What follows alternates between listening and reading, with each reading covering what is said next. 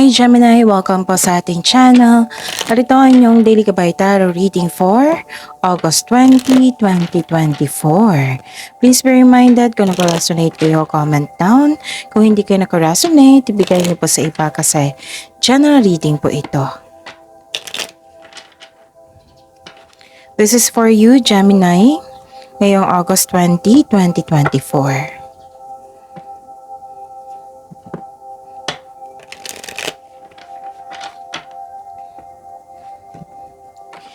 Maraming salamat po sa inyong patuloy na suporta at maraming salamat po sa mga hindi nag-skip ng ads. Gamitin ang reading na ito bilang gabay lamang sa mga hindi pa nag-subscribe, subscribe na po kayo at click bell notification para malaman nyo na may bago tayo video. Para sa mga gustong magpa-reading po, may lumabas dyan sa screen nyo ngayon. Panoorin nyo po at sundin ang instruction. Calling the attention sa mga suki ko dito na Gemini, open na po inyong Monthly Gabay Tarot reading for September 2024. May 6 months from now reading tayo at love life reading. Message me Gemini for schedule. Maraming salamat po.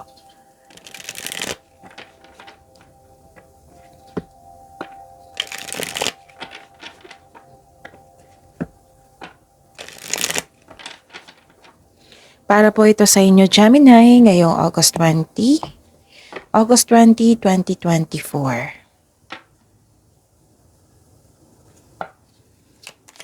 Spirits Guide, mga ganap po para kay Gemini ngayong August 20, 2024. I need 3 cards po.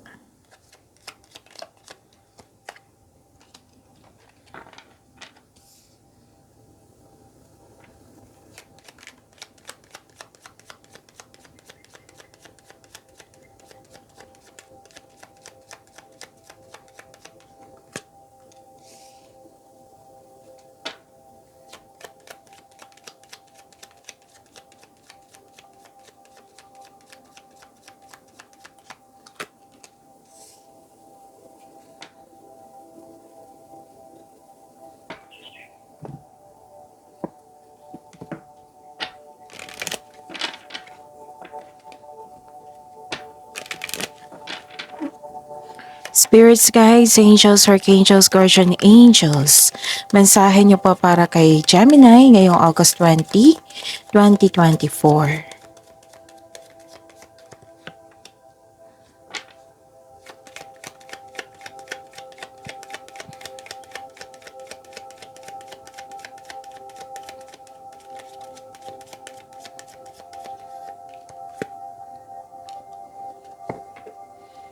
Okay, Gemini. Ngayong August 20, 2024, nakikita ko dito na may sagot na sa inyong mga katanungan. May solusyon na sa inyong problema.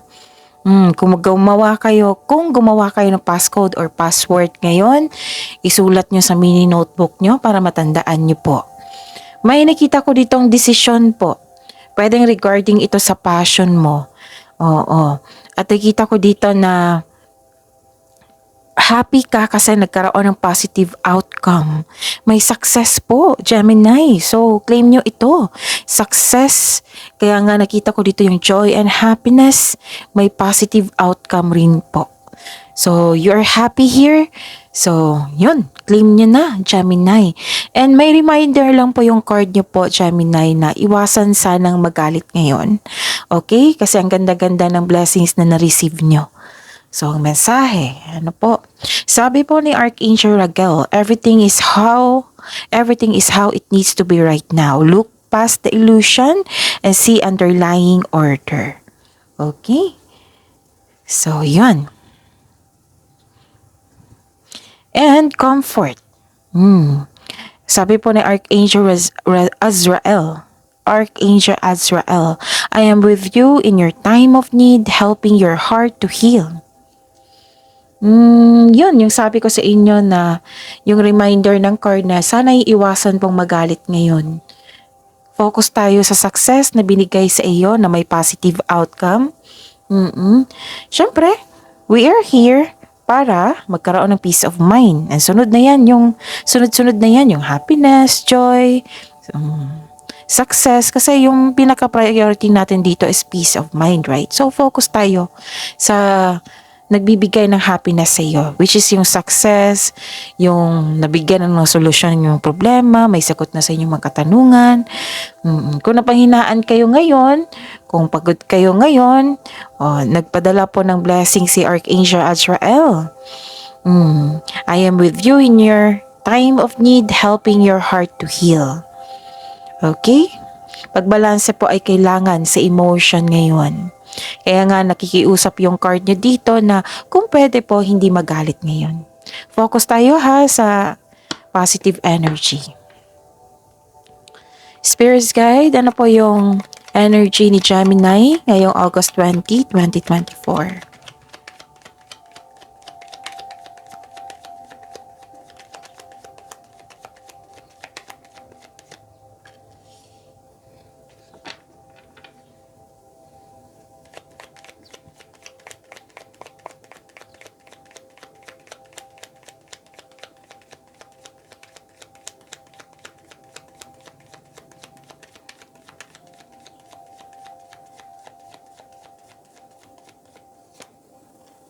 Okay, this is a daily reminder. Oo. Panoorin niyo po yung last 4 days kabay tarot reading niyo po. Like for example, napanood niyo ito ngayong August 20, 2024. Panoorin niyo po yung August 19, 18, 17, and 16. Kung may nakita kayong repeating message, kung may narinig kayong repeating message, kailangan niyo po iyan bigyan ng atensyon. Kung maaari po, bigyan niyo po ng solusyon at aksyon. Again, calling the attention sa mga suki ko dito na Gemini, open na po inyong Monthly Kabay Tarot reading for September 2024. May 6 months from now reading tayo at love life reading. So message me Gemini for schedule. Maraming salamat po. What is your energy today, Gemini? Okay. So this is good. Kasi nakita ko dito na nagkaroon po ng silver linings, nagkaroon ng moving on. So this is a hope sign. Baka may nangyari kahapon or the other day or may naalala kayo and binigyan kayo ng hope sign. Hindi lang hope sign, pati yung comfort. Hope sign, comfort, healing. Naka-move on ka na sa lahat ng unos na nagdaan. At tanggap mo na mga nangyari. Pinatawad mo na sila at higit sa lahat ang sarili mo. Nagkaroon ng healing and growth sa araw na ito. Ang ganda. Hindi kayo nagstay sa ganyang emotion, kundi pinaprocess mo, binigyan mo ng solusyon, which is forgiveness. Yan yung ibig sabihin na sinurrender mo. In-embrace mo yung katotohanan, sinurrender mo at nag-decide kayong mag-move on. Which is good, right? Tinulungan mo yung sarili mo para mag-heal. Okay.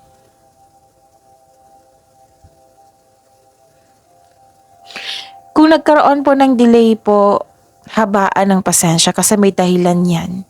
Araw-araw ko yan in-explain sa inyo sa lahat ng signs na kailangan yung bigyan ng pasensya. Yung delay na yan. Okay?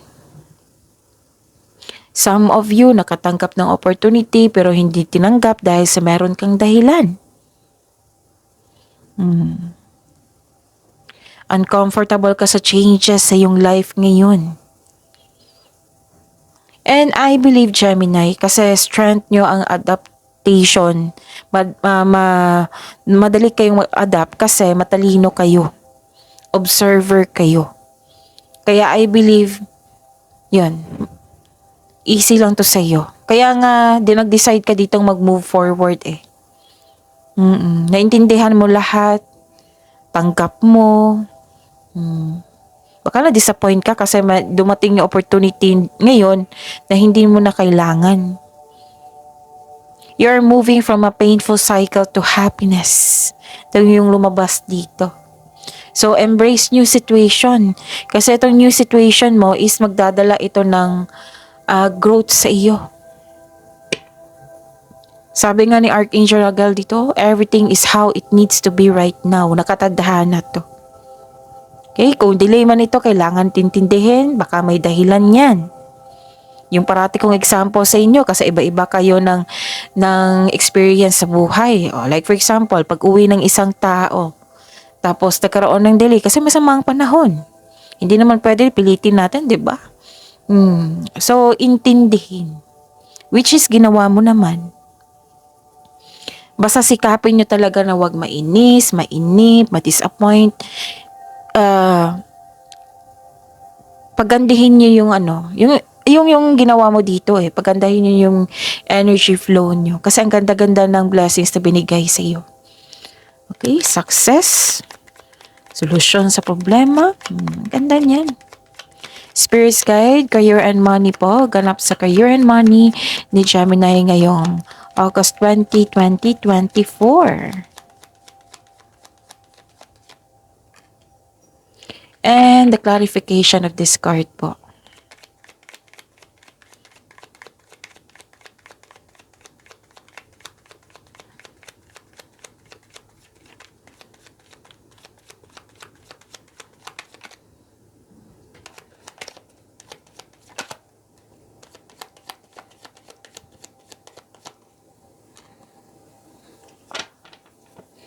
Okay, anong ganap sa inyong career and money?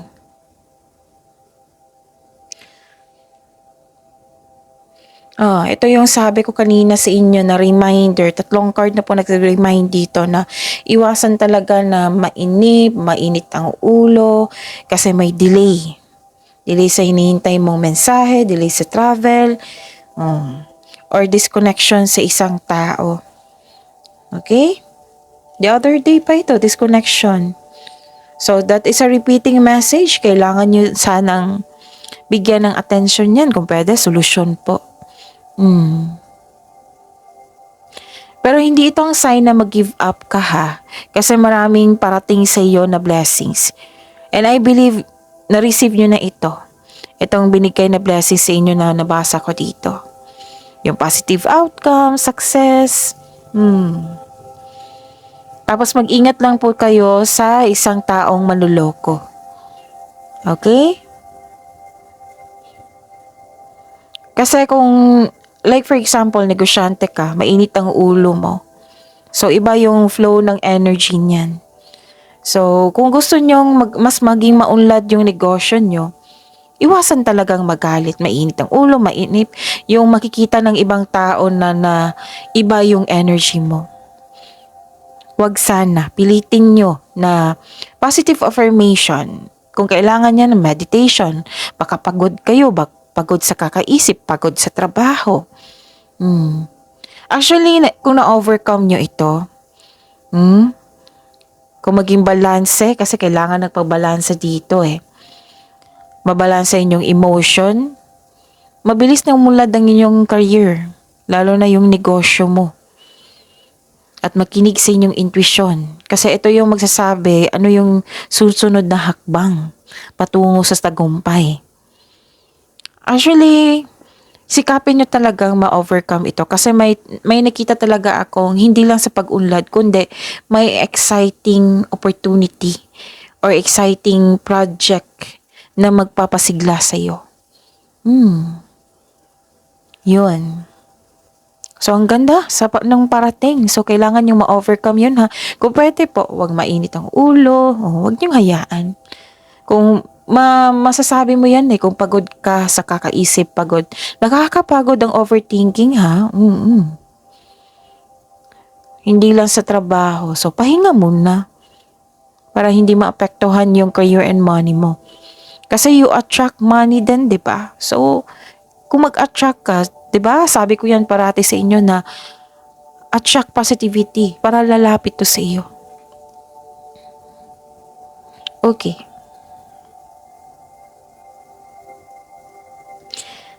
Nakita ko rin dito na 3 card na po nagsabi dito, no? Na delay. Yes. Pwedeng delay sa plano, delay sa travel, delay sa paglilipat. or may naalala kayo sa nakaraan. Kasi may look past illusion dito. Pero, ano to nakatadhana, sabi po ni Archangel Raguel. Kasi this time, magkakaroon na ng solusyon.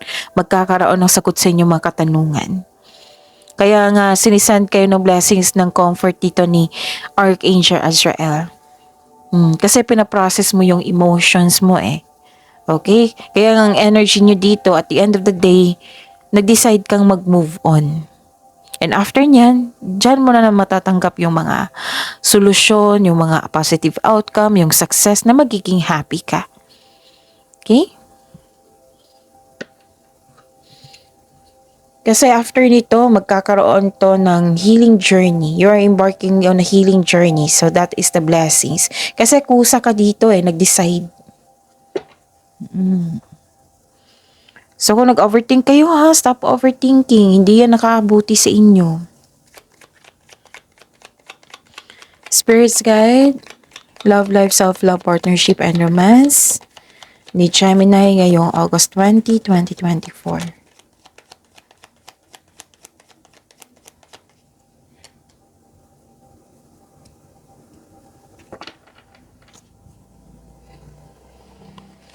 And the clarification of this card po.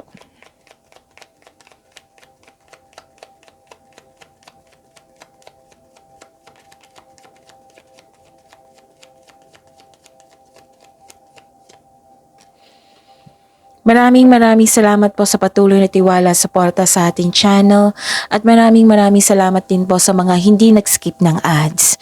May lumabas dyan sa screen nyo ngayon, panoorin nyo po. Kung gusto nyo po iyan, then sundin ang instruction. Nakikita ko dito na may deception, may mapaninlang na tao. Actually, nalaman mo ito kasi malakas ang inyong intuition ngayon.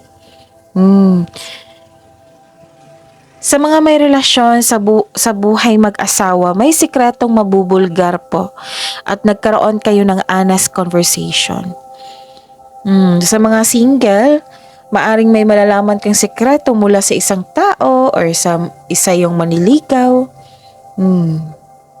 May nangyari, pero malalaman mo ito. Okay? May sekreto kang malalaman ngayon o malalaman mo na kung sino yung taong manluloko or nanloko. Kasi dito pinag-ingat ka Mag-ingat sa manluloko. So lumabas na naman ngayon. That is a repeating message.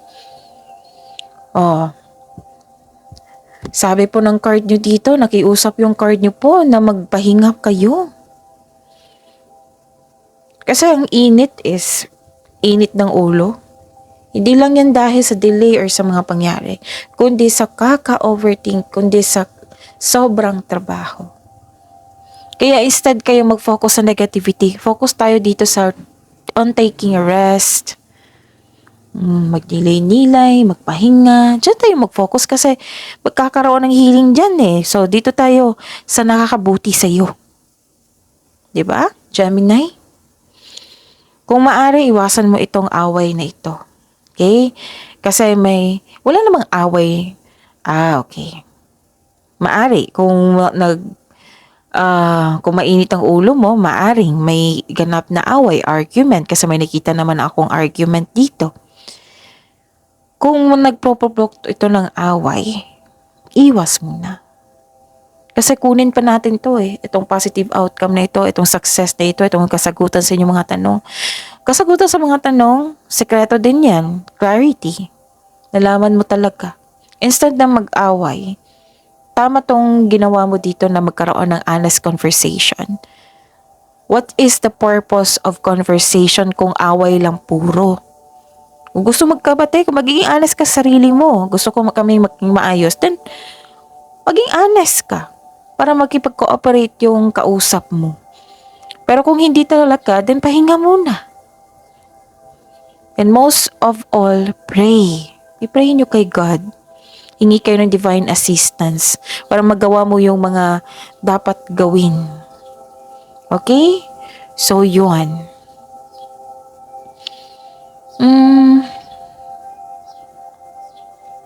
Okay.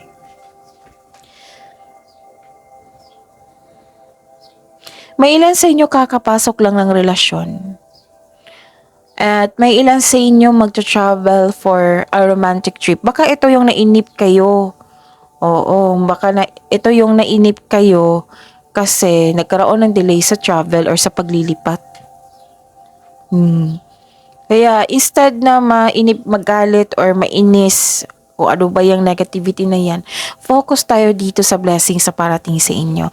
Yung kasagutan sa inyong mga tanong, solusyon sa inyong problema, itong desisyon na ito regarding sa inyong passion, itong success and positive outcome na nagbibigay ito ng joy and happiness sa inyo. And claim this comfort na binigay na blessings ni Archangel Azrael. Tapos pinaunawa sa inyo ni Archangel Raguel, kailangan nyo itong maranasan para mabigyan mo na ng solusyon. Kasi nakatadahan na yan. Okay, so see you tomorrow, Gemini. Panoorin niyo po yung kahapon ha, na career and money niyo na weekly gabay. So see you tomorrow. Please like, subscribe, and click the button for notification para updated po kayo sa daily tarot reading natin. Maraming salamat po.